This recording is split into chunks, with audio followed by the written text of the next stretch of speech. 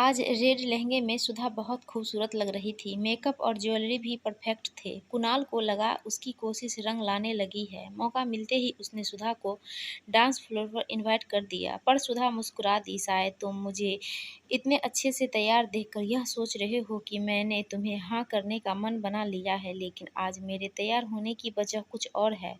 कुणाल का मन बुझ गया, पर वो इतनी जल्दी हार मानने वालों में से नहीं था। हम साथ बैठकर स्नैक्स तो खा सकते हैं ना? सुधा ने बड़ी शालीनता से हाँ कह दी। बातचीत का दौर चल पड़ा। कुछ देर सुधा का मूड ठीक देखने के बाद कुणाल ने बहुत ही प्यार भरे अंदाज में पूछा, ठीक है सुधा, तुम मुझे पसंद नहीं करती, कोई बात नहीं।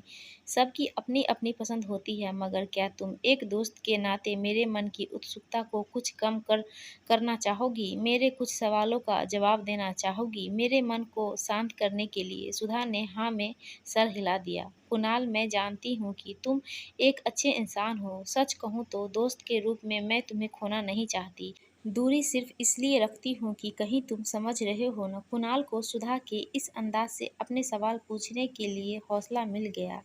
जहाँ तक मैंने देखा है, तुम किसी के भी नज़दीक आने से डरती हो। अगर मैं तुम्हें अच्छा इंसान लगता हूँ और तुम मुझे दोस्त बना सकती हो, तो क्या तुम अपना दिल मेरे सामने खोलना चाहोगी? कुणाल की अदाओं में जाने ऐसा क्या था कि सुधा को भी बरसों से अपने दिल में बंद ताले खोलने का जी हो आया। मैं किसी से प्यार करती हूँ, उसने खोई सी आवाज़ में पूरी गंभीरता से कहा और अपनी नज़रें कुणाल के चेहरे पर गड़ा दी, यह जानने के लिए कि क्या इसके बाद भी वह सुधा के दिल पर का हाल जानना चाहता है। लेकिन कुणाल जरा भी घबराया नहीं। प्यार तो मैं भी बहुत करता हूँ तुमसे। चलो आज जानते हैं कि मेरे प्यार का प्यार कैसा है सच। मगर दोस्त की तरह भी तुम मेरे सामने दिल खोलोगी तो मुझे बहुत खुशी होगी। मैं 10 साल की थी जब पहली बार उन्हें देखा। मेरे पिता के दोस्त हैं वो, बहुत प्यार करते थे मुझे, मेरी हर फरमाइश पूरी करते, मेरे सबसे अच्छे दोस्त थे वो, मेरे मन को समझते थे। कई बार तो मेरे माता पिता भी नहीं समझ पाते थे मेरी उदासी की वजह, मगर वह समझ जाते थे। कुणाल, मेरे माता पिता ने तब तलाक ले लिया था जब मैं 8 साल की थी। मैंने अब तक की आधी ज़िंदगी पिता और नई माँ के साथ, आधी माँ और नए पिता के साथ बिताई। हालांकि मेरे साथ किसी का भी व्यवहार खराब नहीं था।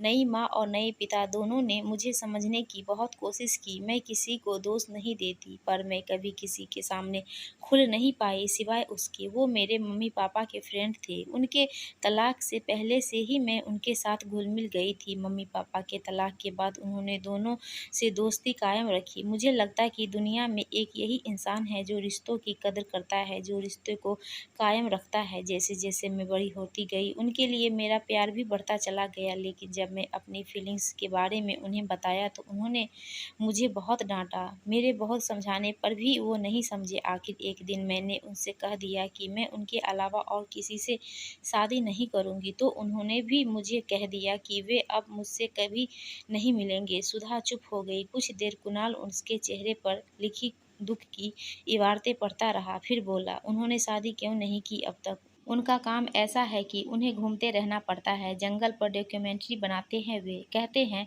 इसलिए शादी नहीं की। यह भी कहते हैं कि उनकी ज़िंदगी में एक औरत है। यह भी कहते हैं कि वो मुझसे एक बच्चे की तरह बेपनाह मोहब्बत करते हैं, मगर प्रेमिका की तरह कभी नहीं कर सकते। मैं जानती हूँ कि अपनी प्रेमिका के बारे में उन्होंने मनगढ़ंत बात की है, ताकि मुझे न मिलने के उनके फैसले के बाद मैं डिप्रेशन में चली गई। आखिर उन्होंने मुझसे वादा किया कि हर महीने के आखिरी संडे को वह वीडियो कॉल पर मुझसे बात किया करेंगे। आज महीने का आखिरी संडे है, मैं इसलिए इतना तैयार होकर आई हूँ। उसने बात करने का समय यही हो जाएगा। सुधा की बातों से एक कसक सी कुणाल के दिल में उठी, मगर उसने खुद को संभाल लिया। ठीक है, अपने प्यार से मेरी भी मुलाकात कराना, वो बोला। तभी उसका फ़ोन आ गया। सुधा की उनके साथ बहुत देर तक बातें हुई। साथ में कुणाल भी बैठा था। उन्होंने कुणाल से भी ढेर सारी बातें की।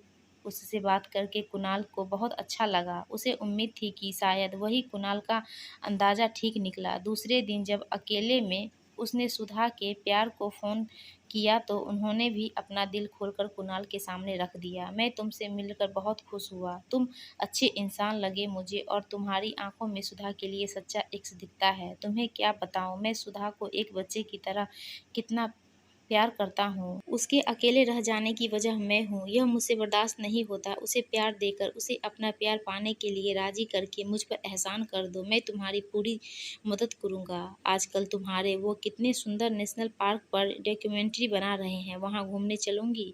मैं भी तुम्हारे साथ चलूँगा। घूमना भी हो जाएगा और मिलना भी। कुणाल के प्रस्ताव पर सुधा के चेहरे पर चमक आई, लेकिन तुरंत ही गायब हो गई। लेकिन मैंने उन्हें बाद में फ़ोन किया था, वो राज़ी हो गए हैं। बस कहा है तुमसे बता दूँ कि माया जिसके साथ वो रिलेशन में है, वो भी वहाँ है। सुधा पर कोई फ़र्क नहीं पड़ा। उसके मन को पक्का यकीन था कि ये सब केवल उसे भरमाने के लिए बोला गया झूठ है। वे दोनों बड़ी गर्मजोशी से मिले। मैं जानती हूँ तुम इन्हें प्यार करती हो और दोस्त कहकर पुकारती हो, तुम मुझे फ्रेंड कहकर पुकार सकती हो। उस विदेशी औरत ने टूटी-फूटी हिंदी में बात शुरू की। उस हकीकत को सामने देख सुधा कुछ समय अपसेट रही, पर जल्द ही चारों ओर खुशनुमा माहौल गढ़ लिया। चारों मिलकर घूमते, खाते, हंसी ठहाके लगाते, देर रात तक बातें करते। अगर कभी उसकी और सुधा की बातें चली रही होती तो कुणाल और माया उन्हें अकेले भी छोड़ देते। पता है सुधा, मैंने जो करियर, जो जीवन चुना, उसके कारण मुझे कितनी दिक्कतों का सामना करना पड़ा। एक बार उन्होंने अपना दिल सुधा के सामने खोलना शुरू किया तो वे बात करते करते सो गए।